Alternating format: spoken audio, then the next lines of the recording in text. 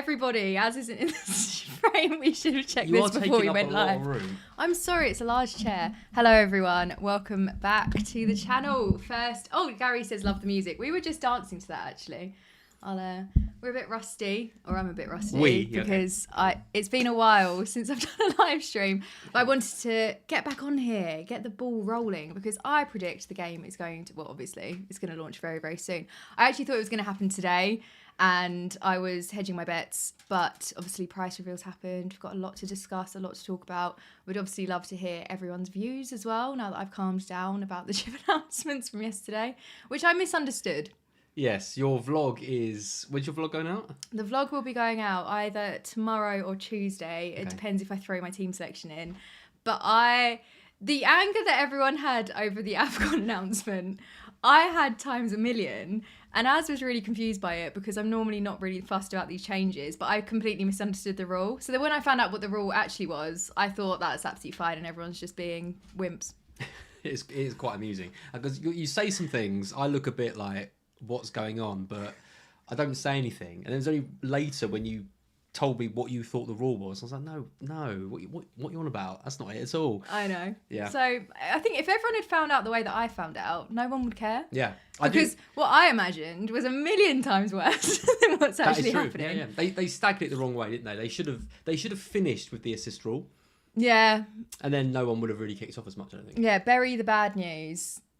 We've got in the chat, Starman Floating the Sky. New sub need to crush FPL this year again. Where did you finish last season? Let us know. John says, Az knows the release date. He's Mark Southern's bestie. Well, if he does know, he hasn't told me, and I was going on about it being today. So. I can confirm, it's not today.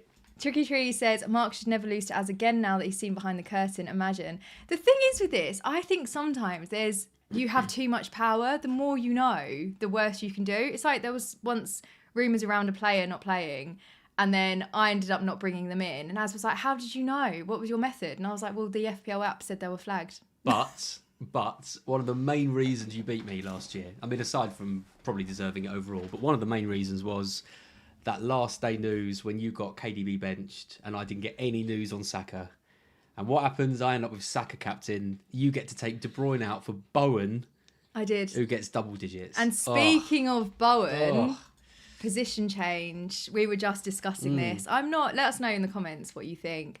But I'm not massively happy because I don't think I'd use a forward position for Bowen. Unless he has an amazing season, obviously. Depends on the price, but... midfielder all the way. Forward, it's quite congested at the moment. There's a lot of players that I'm targeting. What are your thoughts? I mean, he is a forward, isn't he? He is playing as a forward. So yes, but in FPL, we're used to him as a midfielder, and I don't like change. No one likes change. No one on FPL Twitter likes change. It's not the season if you don't like change. I guess it's what happens with Fulkrug, right? Because they've got a striker there who didn't see many minutes last year. They're always going to want to play him. They've struggled with the striker spot for years and years and years. Are they going to bring a new striker in? Is Antonio suddenly going to come back and still be playing striker? God, I hope not. But Fulkrug did well, before West Ham, so you think he would come in. And if any of that happens, then Bowen just goes back out to the right wing, and then he's no option. So if he plays in the forward spot where he has been playing, I think you've still got to consider him, especially with West Ham's only fixtures. But if he gets moved over to the wing, then he's dead. I mean, West Ham, I think they're either going to get relegated or do really well. I think there's no in between. After the season they had last year, they need to really put it out the bag. I can't see them doing well. Let's put it like that. Just say hello to a few others. We've got Neil in the chat. Hello. We've got Ben, Heather, and Gary. I heard earlier Mark is just the tea boy at FPL Towers. Does Mark Southerns make a good cup of tea? Did he make us one when we went? No, he gave me a bottle of wine. He gave you a bottle of wine, didn't he? Which you saw off. It's funny though with Mark, isn't it? 1 minute he's like the darling of the community. He's like, oh, Mark's done such a good job with the assists and all this, and the next minute he's having to leave Twitter because he's had so much stick. So I don't envy him in that job. It was always going to be like that. He was always going to be a bit of a scapegoat for changes FPL brought in, and we've seen it straight away. I just think it's good that everyone was very understanding and measured in their response. Oh yeah, as they always are. Yeah. So I'm going to go through some price reveals that I found, I didn't find interesting. They're just the only price reveals that have been announced. So I forgot to put a sting in, and by me I mean Az. I haven't got a sting. You didn't send me a sting. I don't have one. Well, you've just. Sorry, you wanted me to create you a sting and yeah, put you it did in? before. I just assumed it would still be there. So we're going to start off. Should we start off who I find the least exciting in this situation, and then we'll work up to the most? Would you hazard a guess? I'd love to. The one you find least exciting? Least. Pickford. Yeah, probably actually. Brilliant. I was gonna say Aït-Nouri. Pickford, obviously highest scoring goalkeeper 2 seasons in a row, 5.5. Seems justified if he's gonna have another big season. But there's something about Everton. I just never 5.5. It takes a while to get into the season for me to go, yeah, actually they are keeping clean sheets, they're doing well. I don't think I'll go there personally. Again, I think I probably said this in my vlog. But with Arsenal, Raya last season, that was the only way I could get into Arsenal's defence. So I went there. Everton, am I going to be wanting to get into their defence? Although, maybe. I just thought it was quite nice with like your Rayas, your Alisson, your Edison. They're the 3 main defences, right? Like, obviously it changes around and Forest really well, but they're the 3 you'd expect probably to do the best each year. I like them being 5-5 and then just sort of everyone else being... But then can you argue with the fact that it's the highest scoring goalkeeper? You can't, but like highest scoring goalkeeper, it's not like he got 200 points. He only got, 145, 150 points. It's like, I don't know. You're not gonna pay that for him. I think 5 million, if they priced him alongside like Martinez and others at 5 million, I think that would have been better. But if he goes on to be the highest scoring keeper 3 years in a row, I suppose there's no reason for him to be... But I just don't think there's enough of a difference. I reckon you can find a decent 4.5 who will score 15, 20 points less than Pickford's, and you can save that million and put it to better use. Okay. No way I'm picking Pickford this year. You?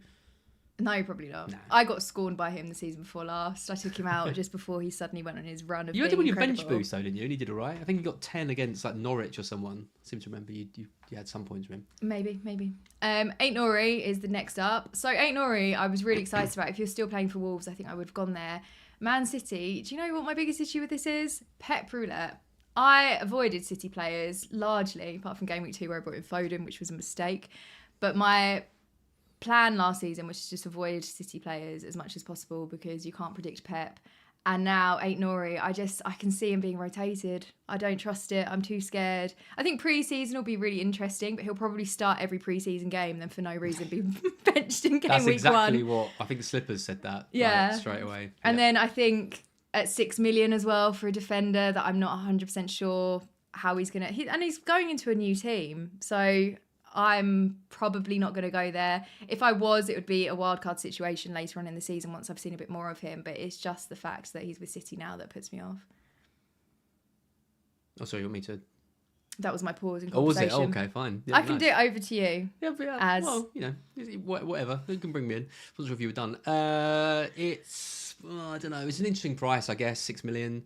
I wonder what they're going to do with Vardiol. Like, they're going to make Vardiol 6.5? Because it seems weird if they make Vardiol and Aït-Nouri the same price, given we don't really know what either role is going to be in the team. I mean, if Vardiol does come in at 6.5, then why would you pay that for him when you could have Aït-Nouri? I guess you've got the security, but he's going to be playing at centre-back. No, I don't know. I don't think that's going to be too much. I think they could have made Aït-Nouri 5.5. Yeah. Made him a bit more enticing. Obtainable. The thing is, though, if Aït-Nouri starts at left-back for Man City in 35 out of 38 games, he's going to be owned by everyone. Yeah. Because he's so attacking, and we've seen that left-back spot, you know, with Cancelo, with Vardiol when he was, you know, at his peak a couple of years ago. He likes to get width down that side and get Aït-Nouri kind of in and around the box. So...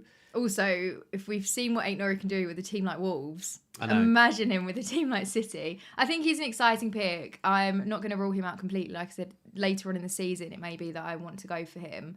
But at the moment, I'm probably not going to make it into my Game Week 1 draft. You know who his first game is? Game Week 1? No. Wolves. Straight in against his Home old or team. away? They're away, I think. Oh. Away at Wolves, first game of the season. Well, we will see. I think I can't get the comments up right now, but I thought an interesting comment I saw was I think they should release the game after pre-season so they know the propositions of the players. I do think that too. Because at the moment there's a bit of guesswork, isn't there? I suppose. But you like this anticipation, don't you? But also they experiment in pre-season. So are you really going to have any more knowledge Yeah. of a team in pre-season as opposed to before? I think all you can go on is where they've mostly been used in the previous season before. And Bowen was used as a forward, which is fair. And he will be used at times, unless they go out and sign a striker who's going to start 38 games, which they won't. Bowen will still be used regularly as a striker, I think. The really interesting one is Kuna. Yeah. From a forward to a mid. Kuna is a mid. That's going to be interesting. Because I know he's been playing as the 10, but he could end up playing as a 9 for United. He probably won't, because I think they probably want to put him behind and have that creativity there. But they haven't really got a striker. Hoyland doesn't count. No. Rashford's off. Xerxes not good Again, enough. this is one of those ones that is either going to be absolutely incredible or a flop. And considering, again, Man U last season, that was a real struggle, wasn't it? If Kuna comes in at like a 7.5 mid, then that is very interesting, I think. And I love, he's on the wall. Here he is. Da, da, da, da. Love that man. To be fair, you didn't have much to choose from last season, did you? No, it was Ahmad for his hat-trick or Kuna, and that was it.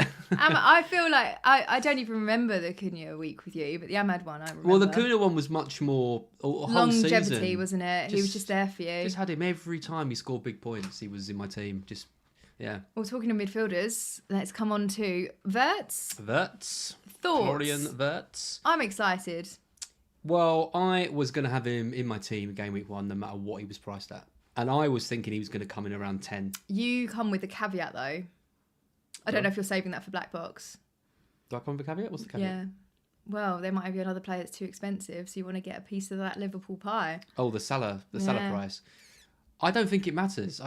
The only reason the Wirtz price interests me is because now it is actually possible, I think, to have Salah and Wirtz.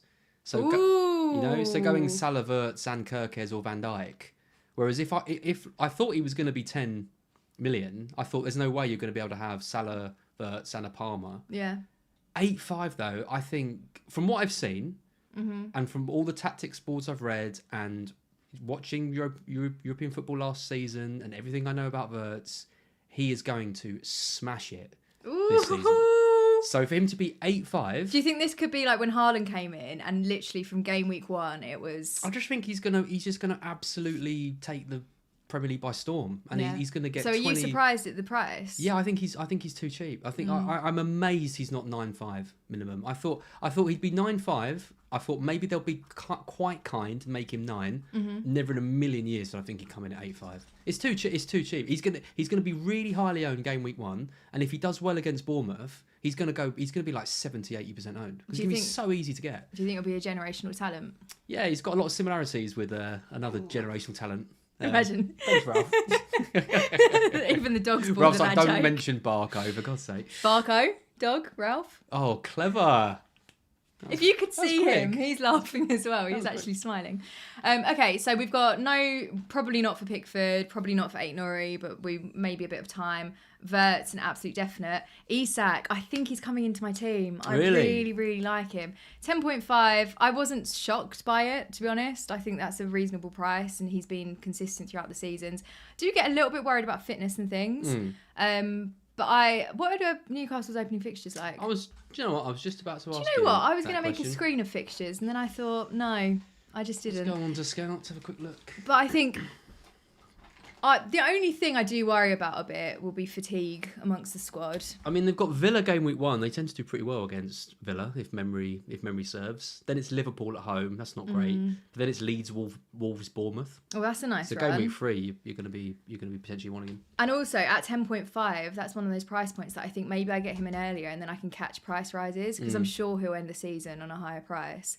Whereas I don't want it to get to a point where he's 10.8 and then I'm screwed. Yeah. Well, I think with the bench boost strategy in game week 1, which I think is going to be popular, maybe that's when you look at, because if you say you go hard on Arsenal for the first 2 weeks, they've got Man United and Leeds. Bench boost in game week 1, go through game week 2, and then game week 3, that you take out those Arsenal players, and then you focus potentially on Newcastle, and that's when you bring in someone like Isak. Yeah.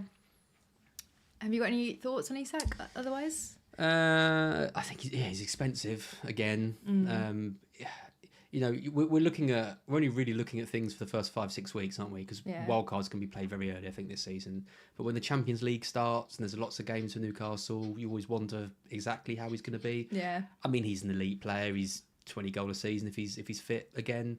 He'll come into our thinking at some point this season. He's such a good player. It's just whether we start with him. I think with those first 2 fixtures, probably not to start with, but yeah, he'll be a factor for sure. At some point. Yeah. Right, so I'll head back so we can have a look at the chat again before we get into my next section. Niall's in the chat. Good evening, Niall. Hope you're well. Niall. We've got Heather's asked bench boost game week 1. FPL Lard says I'm bench boost game week 1. Bench boost game week 1 for John as well. Heather is thinking about it. Lucky Tiger says I find it hard not going Salah and Verts at this price. Geddy says Asno's Verts is a baller. Look at you. I don't know about me knowing ball, but I tell you what, he is more than a baller. He is an unbelievable player that they've signed. That is very exciting, especially coming off the back of the season that they've had. Yeah. Christopher's joined the chat. Good evening, everyone. And Thomas as well. Good evening. So what players, I've got obviously my transfer targets that we will come to in a minute. What players are you eyeing up or most intrigued about their prices? Well, the premiums always sort of dictate it, don't they? So Palmer and Saka, I'm probably most interested in, and obviously Salah. Salah, I'm assuming 15. I think we're all expecting 15 for Salah. I mean, they could be kind and bring him down a bit, but surely he's not going to be less than 14. The only thing I do think with Salah is obviously the contract was up in the air, so he was absolutely smashing it. Then once that was signed, it was kind of dead towards the end. I mean, you transferred him out and you didn't get harmed by that whatsoever. So I do wonder if that's maybe in their minds, but we've seen what Salah is capable of, so maybe it's the high ceiling and we're going to follow the prices from there. The thing is, I say every year that I don't think he's going to have a season as good as the one before, and then he ends up with, breaking every record unstoppable under the sun. So I'm hesitant to say it again. I think 15 million for anyone is a hell of a lot of money, and like even Haaland last year, even when he was scoring braces and hat tricks every week, there was still people who were thinking this isn't worth it. I want to spread the money around. If Salah's 15 and Haaland is like 12, 5, 13, I will probably just go for Haaland. Interesting. So you think Haaland is going to have a resurgence this season? Surely City are going to be better, and they've got good fixtures to start the season. I mean, Wolves, Spurs at home. I mean, they lose to Brighton, obviously, but then Manchester United, the derby. I think they play all 3 promoted teams in the first 14 weeks as well. I mean, I have just said probably only looking at the first 6 weeks, but even so, we're again catch the price rises in case there are any. I mean, so the only thing is that home game against Bournemouth, game week 1 for Liverpool, does look good. I think. That is exciting. Louis said, Rice less than 7, go straight in for me. I've got an Arsenal player I will be discussing. One thing you didn't touch on was we had a few people talking about bench boost game week 1. Would you? Well, I was just going to get here because Joe said, is week 1 a double game week? Why bench boost? Because, bless you, the bench boost is absolutely rubbish. I hate it. It's one of the most annoying chips. I find it really frustrating. I save it for a double game week and then it never does well. And actually, in a random game week, it does really well. And from past experience, in game week 1, you've got a really good understanding of who's going to be playing, so you haven't got the concern about rotation. Again, injuries, generally, everyone's fit, ready to go. You can be quite confident of that. And you can really build up your team to know that you are going to have every single player playing, which is always helpful. And everyone's so excited for the start of the season. Everyone's fresh. Everyone's wanting to make some sort of mark on their season. So I think it's a really nice time to just utilise every single player you've got and go for it. Use the bench boost chip. Saying that, I've never done it before, but now that we get the double chips, I am really tempted because the bench boost for me last season, I saved it and I got maybe 10 points and it was nothing. Yeah. I mean, the pro, well, I think you've explained it quite well. I think the biggest pro, though, is if you don't use it game week 1, you're going to wild cards later and then have to factor in the bench boost into that early wild card. Whereas if you bench boost in game week 1, you can then wild card out of it into a stronger 11 that other people will have. I am 99% sure I'm going to bench boost in game week 1.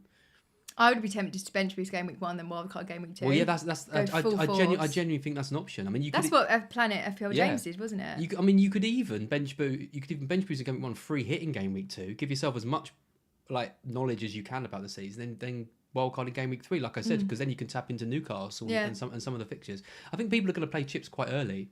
I know there's controversy around everything, but I think the double chips I'm buzzing. They're good. They're good. I think that even game week 1, we're now talking about potential like differences in strategies. Yeah. I mean, you mentioned the other day, didn't you?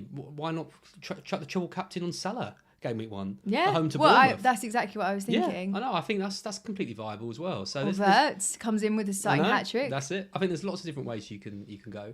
I like it. FPL Lard said bench boost should be played after a wild card, and there's no better one than the game week 1 with all the teams going hard first game week. Spike says Az gets the chance to play it by accident twice. They did change it last year, didn't they, to make it a bit clearer that you'd use, not you personally, but everyone had used it. I did write them an email after my bench boost. I was like, "Hello FPL Towers. Look what's happened to me. I realise I'm an idiot, but it is not clear on your website." To be fair, it's not. I never got a reply. I mean, the best one though was Mark, wasn't it? Mark literally went on Twitter last year, had a go at me about my bench boost the year before. Somehow managed to activate the free hit by accident, and then he was going to triple captain Trossard. That would have been absolutely huge. I know, that was great.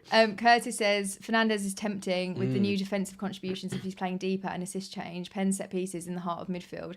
Fernandez is one of those ones, he always seems like a really good option, but it's just weighing up that risk. I mean, Andy, let's talk, last season, he kept him for so long, didn't he? And then it did finally pay off. Have you got any thoughts on Fernandez? I really like him this season. I think always the problem with Fernandez is, do they drop him deep? That's always been the issue in previous seasons. So they drop him deep. Whereas, as Curtis says, now, even if he drops deep, he's still going to be getting those 2 extra points. And he's a bonus point machine anyway. Bonus point machine. He does really well on the defensive contribution stats no matter where he plays. He'll still have penalties and set pieces. He's a good pick this season for sure, and I think some of the other defensive midfielders are Rice. I think is going to be really good for this season. Louis said less than 7 going straight in. Rodri, if he's back, it's nice seeing, because I remember going to see Arsenal play, and Rice is so impressive. Yeah. And the fact that didn't translate into FPL did feel quite wrong. Niall has got a podcast coming out July 28th. Niall, where will you be posting? Is it going to be YouTube? Go and subscribe so you are ready for that. Willie says Haaland and Verts for starters. Yes, for you. Yes, for me. Generally. I think that's probably where I'm going to go. I don't know. TBC, we will let you know.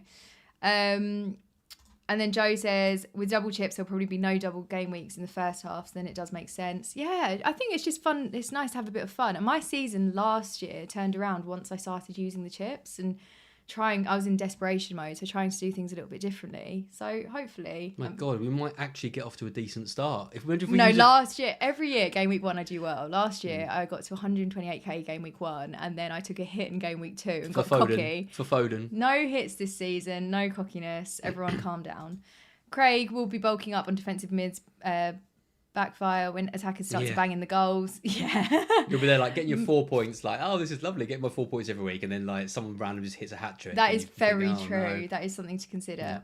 Yeah. And then Niall says, it's going to be on YouTube first. So do go and subscribe to FPL Freshly. So these are my transfer targets. And obviously there are the big hitters to discuss, which we've kind of just gone through. But I thought I'd go for maybe ones that aren't being discussed. I cannot believe one of these players is on this list. Who?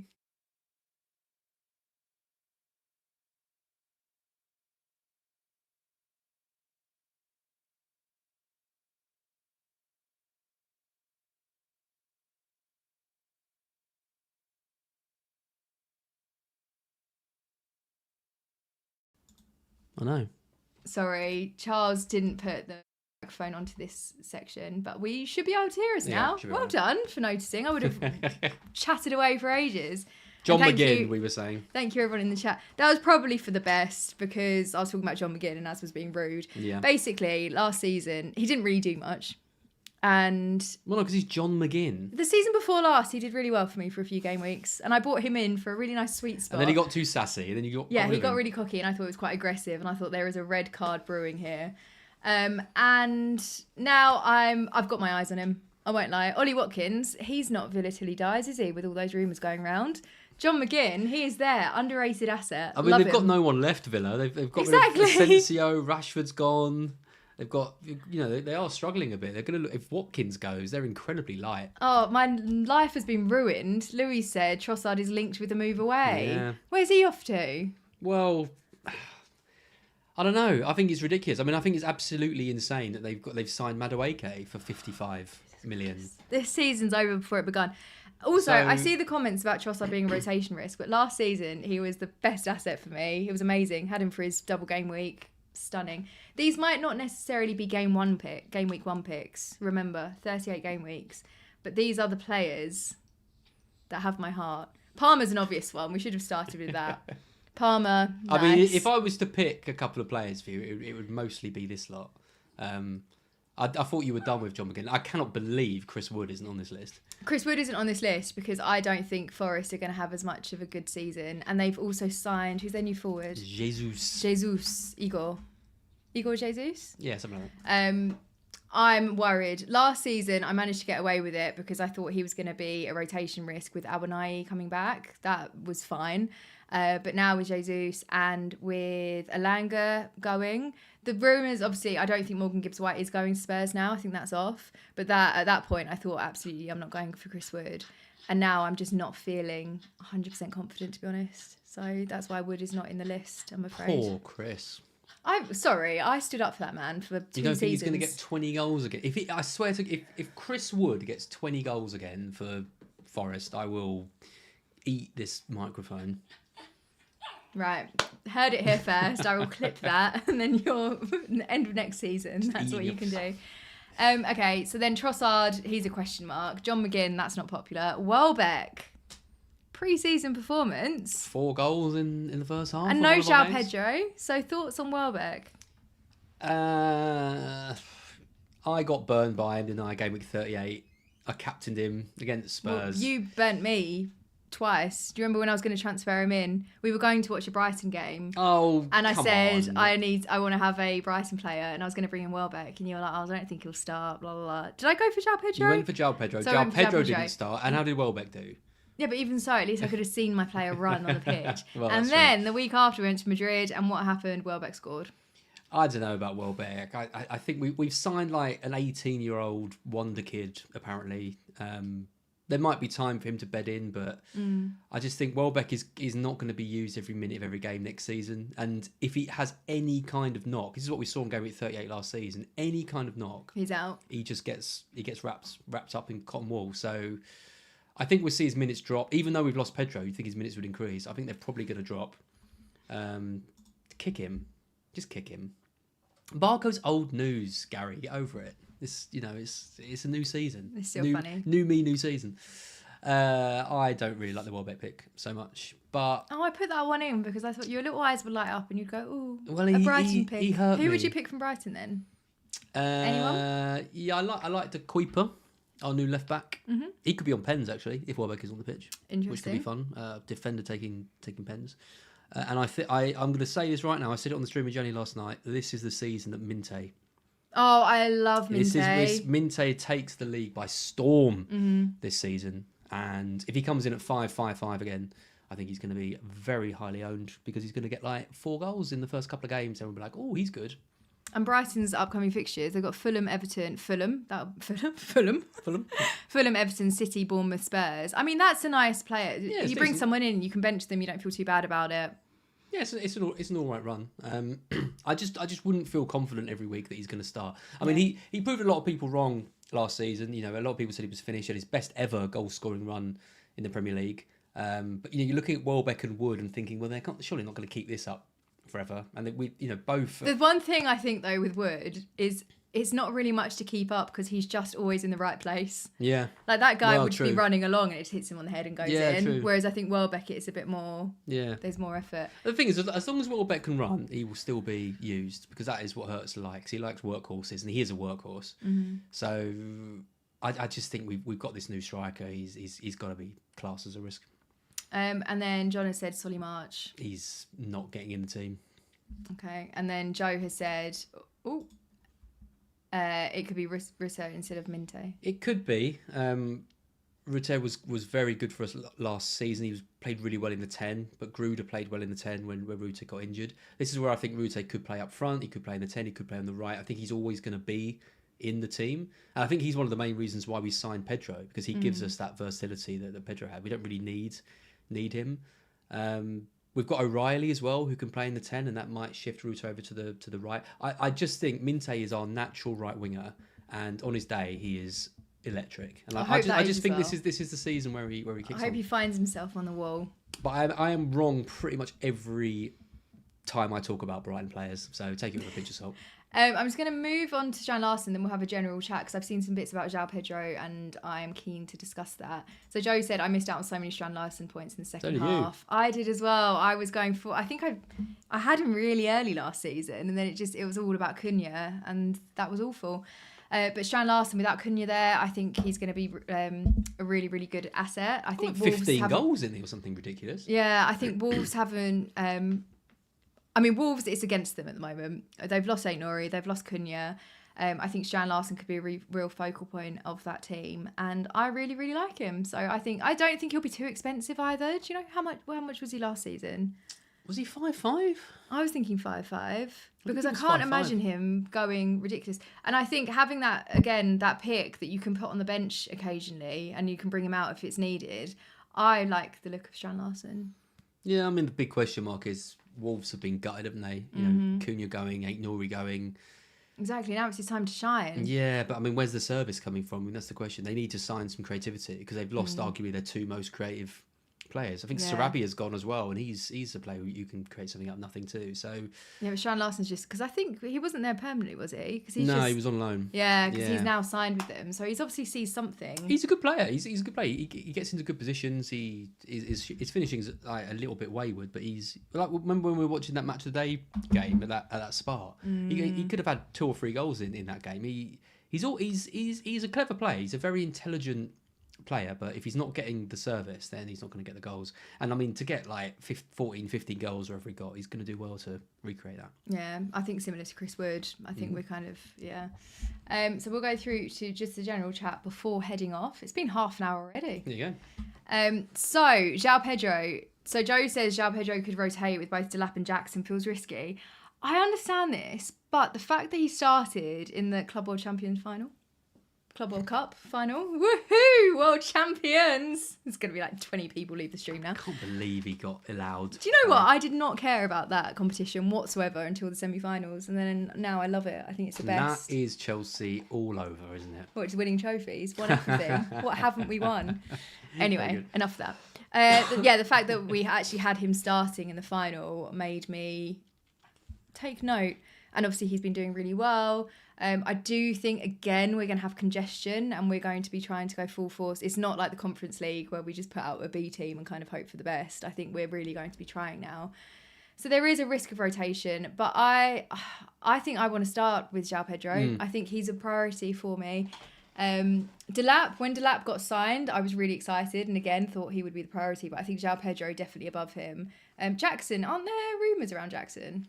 Yeah, well, I was reading today that he's linked with Manchester United, which would be a quite a comical transfer, I think, because I just don't know about Jackson. I know he had a pretty good first season, but he's a bit of a hothead. He gets loads of red cards. He has games where he just goes missing completely.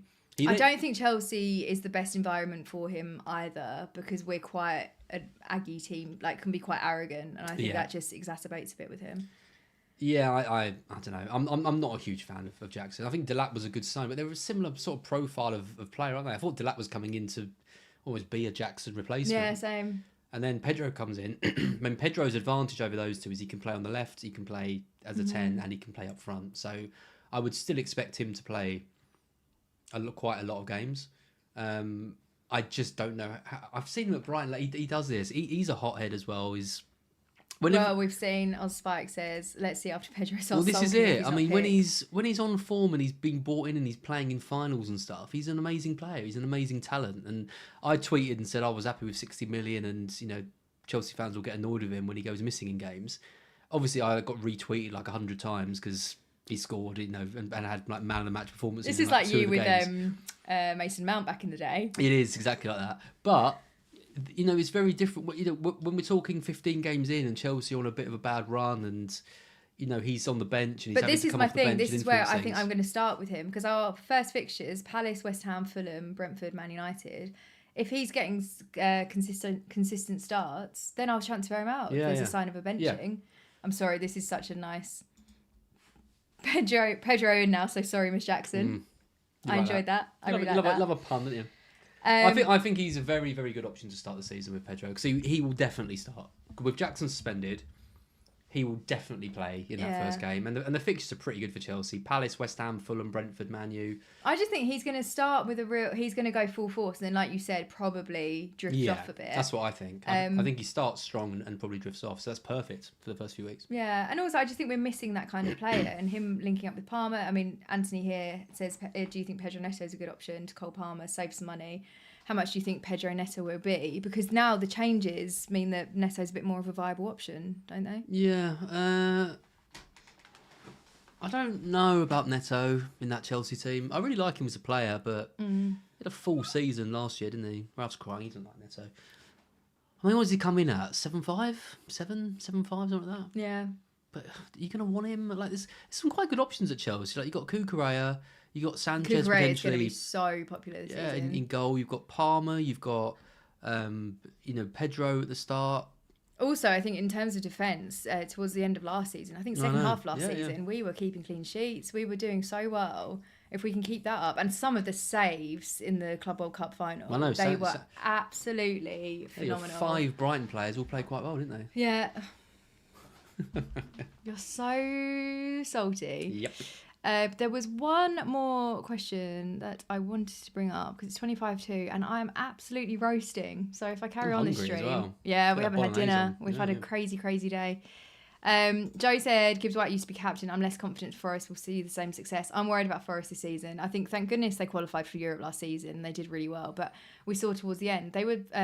We laughed at Mark, didn't we? Because we said they're going to couldn't relate to anything. Yeah. Anytime. We said that they've absolutely clinched. Was it third place? Yeah. We were like, there's no way you finish outside the top 4. And Mark was like, no, I'm not feeling confident. I think we could finish 6th, maybe even lower. And we were like, you're so pessimistic. And then what happens? Forest just borderline bottle it. They obviously did really well considering they were fighting relegation for the 2 seasons prior. But I just don't see it. I think maybe this year they'll get top 10, but I think Europe's going to completely burn them out and we're just not going to see the same success. And also, it's not great for morale, is it, that Gibbs White was so close to moving to Spurs? It's just... I mean, you never know. That could rumble on as well, until the transfer window closes. I know they've signed Jesus, but they've lost Elanga, a big player for them. Yeah. They haven't really signed anyone else, as far as I know, apart from that striker. I don't know. I think they're light. Next season going into a European, and they've been pushed up from the Conference League to Europa League because of Palace. It's a shame. I think Conference would have been good for them to build up some confidence. Yeah, I don't. Yeah, I mean, look at Chelsea. We just absolutely walked. They've got a lot more chance of winning the Conference League than the Europa League. I can't see them having a good European campaign and a good Premier League campaign. So maybe they prioritise one or the other. I think Nuno could be in big trouble because there was a few things with Marinakis last year where, when he was like on the pitch having a go at him, the end of the season they had, if they'd beaten Chelsea, they'd have been in the Champions League. Yeah. On the final day of the season, they lose that game. There was so much riding on that game. It was mad. I do just wonder if they do have a poor start to the season, whether Nuno could be in a bit of trouble. Yeah. Which again, I don't think that would be good if they got rid of him because then they bring someone in, then you've got a whole new manager. It was interesting though because when they got rid of Cooper, I thought that was the worst decision in the world, and then it went really well. But then that made it even weirder with Marinakis how well they were doing and the fact that he was still such a hothead. The thing is, they play such a defensive formation that they have they squat. They just don't want possession at all. They're like bottom team for possession. That's what Osspike said. I think clubs worked out the 25% well, that's what I think. And also that tactic really, really did rely on someone like Elanga, who they can just give the ball to, and he just is so fast. Again, I think Elanga, he did have good weeks in FPL, but just such an underrated asset. He's a key player for them. It's a big loss, and unless they replace him adequately, 25% possession, it's not going to last forever. No. We'll just finish up. Kieran says, great to see you both. Oh. Hope you've had a good break from FPL. Love all the content. We have. Yeah, absolutely. We're like raring to go now of the season. That takes me to, so with the channel, I'm going to be doing more live streams this season. The vlogs are continuing, which I'm so excited about. I've been vlogging this weekend with the updates and things. And like I said, that will either be out tomorrow or Tuesday. And what else is there to update you on? Instagram. So I binned off Twitter because it's just miserable. So I'm on Instagram instead. The link is in the description below. Do follow me on there because I'll be posting much more to my stories. So that'll be more daily updates, and then I'll be posting as much as possible on YouTube. Ideally, 2 videos a week and a live stream. And if you want to join and be a channel member, go ahead, because there'll be some videos on there. It'll be like outtakes from vlogs, maybe chats with us if there's something big that's happened. I'll be able to upload those, and then just general channel chat. So come join if you would like to. And thank you everyone for being here this evening. It's been nice to get back into the swing of things and also look at my transfer targets and realise they're all absolutely rubbish. Yeah. So I go back to the drawing board and can't wait to have my first draft ripped apart by everyone. Yep. Well, I think it's going to launch in the next couple of days, so it won't be soon. No, it won't be long. Won't be soon. Yeah, I think it's probably going to be tomorrow or... What more could they announce? It'll be tomorrow.